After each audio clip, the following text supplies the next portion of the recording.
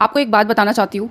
Last threading मैंने कराई थी 2020 में। आप बिलीव करोगे 2020 में, इतना टाइम पहले 6 साल हो चुके हैं। जी हाँ, क्योंकि मुझे पार्लर जाने की ज़रूरत ही नहीं पड़ती है, क्योंकि मुझे सिर्फ मेरे आईब्रोज़ पे सिर्फ एक आप एक्स्ट्रा बाल देख रहे हो, ये बस एक एक्स्ट्रा बाल आता है, बस वही मुझे निकालना होता है और मुझे पार्लर जाने की ज़रूरत ही नहीं होती है, क्योंकि मेरे को भगवान ने ऑलरेडी इतनी ब्यूटी दी हुई है कि मैं क्या ही बताऊँ। हैंड्स पे भी हेयर नहीं आते हैं, क्योंकि मैं लिटरली बता रही हूँ, मैंने अपनी वैक्सिंग और थ्रेडिंग दोनों 2020 में करवाई थी, जब मेरी शादी थी। उसके बाद मैंने कभी कराई ही नहीं है, और उससे पहले भी मैं जनरली नहीं कराती थी, शायद साल में 1 बार या 2 बार, इससे ज़्यादा कभी ज़रूरत ही नहीं पड़ी, क्योंकि भगवान ने ऑलरेडी इतनी ब्यूटी दे रखी है यार।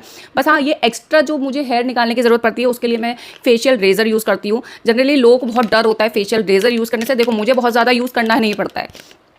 एक बार मैंने अपने फोर हेड पे यूज़ करके देख लिया था, और इस साइड पे तो मुझे एक्ने हो जाते हैं, तो मैं जनरली नहीं करती हूँ। जिसको भी एक्ने का प्रॉब्लम है, एटलीस्ट वो लोग फेशियल रेजर अवॉइड करो। और मैं तो कह रही हूँ, फेस पे क्यों ही करना है यार, कभी कभी ठीक होता है करना, लाइक कोई फंक्शंस हैं और या शादी वेडिंग्स हैं, तब तक तो ठीक है। अदरवाइज माई रिकमेंडेशन इज़ कि आप अपने फेस पे ज़्यादा रेज़र करने की ज़रूरत ही नहीं है, क्योंकि बहुत सारे लोग बोलते हैं कि रेज़र कर लो, कुछ नहीं फ़र्क पड़ता है। लेकिन हर 15 दिन में रेज़र करना अपने फेस पे मुझे नहीं लगता कि करना चाहिए, क्योंकि आपके जो फेशियल हेयर होते हैं ना, वो आपके स्किन को प्रोटेक्ट करते हैं। अगर आपके फेस पे फेशियल हेयर ही नहीं होंगे, तो आपकी स्किन कैसे प्रोटेक्ट होगी फ्रॉम डस्ट और rest of the things. Acne आपको बहुत जल्दी जल्दी आने लग जाएंगे। आई कैन से दैट कि फेशियल रेजर आप यूज़ करने से आपको कोई भी एक्स्ट्रा हेयर्स नहीं आते हैं, और नॉट इवन हार्ड हेयर्स आते हैं। जैसे आपके फेस के जैसे भी हेयर होते हैं वैसे ही निकलते हैं, कोई भी एक्स्ट्रा और हार्ड हेयर्स तो नहीं आते।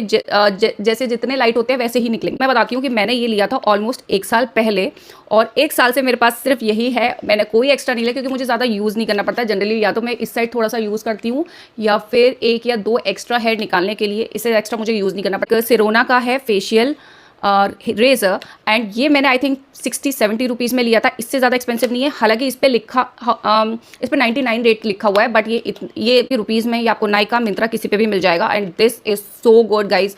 इतना ईजी है ना ये, मतलब मुझे नहीं लगता कि इससे किसी को भी कुछ प्रॉब्लम हो सकती है या कट्स भी हो सकते हैं।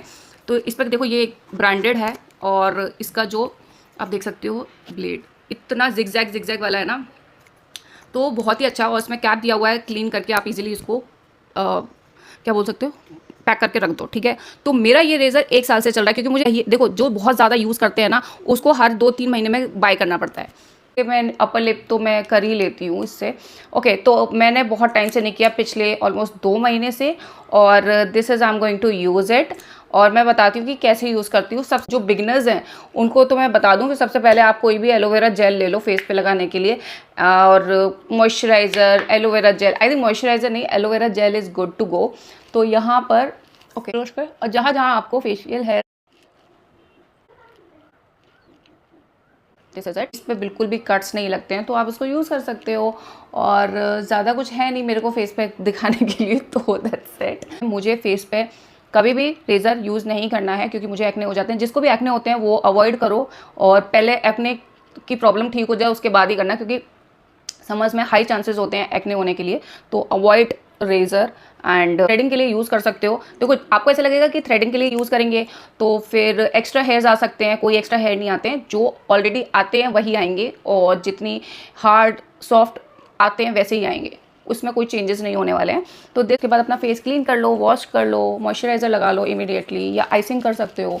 तो razors do not use randomly, okay, क्योंकि रैंडम यूज़ करने से आपके फेस पे बाद में ना कुछ प्रॉब्लम्स आती रहेंगी। फेशियल हेयर बहुत इंपॉर्टेंट होते हैं फेस के लिए, सो मेक श्योर आप बहुत ज़्यादा रैंडम ना करो।